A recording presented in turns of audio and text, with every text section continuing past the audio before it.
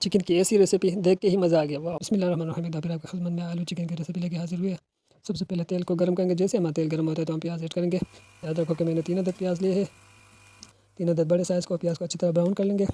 जहन में लेके प्याज को अच्छी तरह ब्राउन करना है, मगर जलाना नहीं। जैसे हमारा प्याज ब्राउन होता है तो अदरक लहसुन का पेस्ट ऐड करेंगे। मैंने 1.5 चम्मच अदरक लहसुन का पेस्ट ऐड किया है और अदरक लहसुन को भी अच्छी तरह भुनेंगे।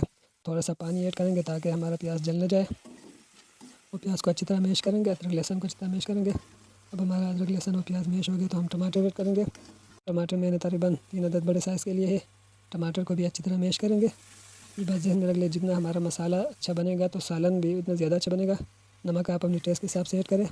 नमक मैंने 1 चम्मच ऐड किया ताकि दोबारा चेक करने टेस्ट चेक करने के बाद कम ज़्यादा हो तो ऐड कर सकते हैं। थोड़ा सा हम पानी ऐड करेंगे ताकि टमाटर मैश करने में आसानी हो। अब हम टमाटर को अच्छी तरह मैश करेंगे। सालन के लिए मसाला ज़रूरी है, जितना मसाला अच्छा बनेगा हमारा सालन अच्छा बनेगा। सब्ज़ मिर्च आप अपने टेस्ट के हिसाब से कम ज़्यादा कर सकते हो। मैंने 2 सब्ज़ मिर्च ऐड किया है। अब हमारा मसाला तेल छोड़ना शुरू किया तो इस हालत में हम चिकन ऐड करेंगे। मैंने 1.5 किलो चिकन ऐड लिया है और चिकन का कलर चेंज होने तक पका भुनेंगे अच्छी तरह। चिकन को अच्छी तरह भुनेंगे। साथ में मैं चिकन पाउडर ऐड कर रहा हूँ, अगर आपके पास ना भी हो तो कोई मसला नहीं। मैंने मसाले को कुकर में कन्वर्ट किया है ताकि थोड़ा सा प्रेशर देने में आसानी हो जाए। मैं चिकन को कुकर में थोड़ा प्रेशर देने लगा हूँ। थोड़ा सा पानी ऐड करेंगे ताकि हमारा चिकन जो है नीचे ना लग जाए। 1 गिलास कुछ पानी ऐड करेंगे। अब मैंने थोड़ा 5 मिनट का प्रेशर दे दिया। अब हमारा चिकन थोड़ा सा गल गया तो इस हालत में आलू ऐड करेंगे। आलू को भी थोड़ा भुनने के बाद पानी ऐड करके 2-3 मिनट के लिए प्रेशर दे देंगे।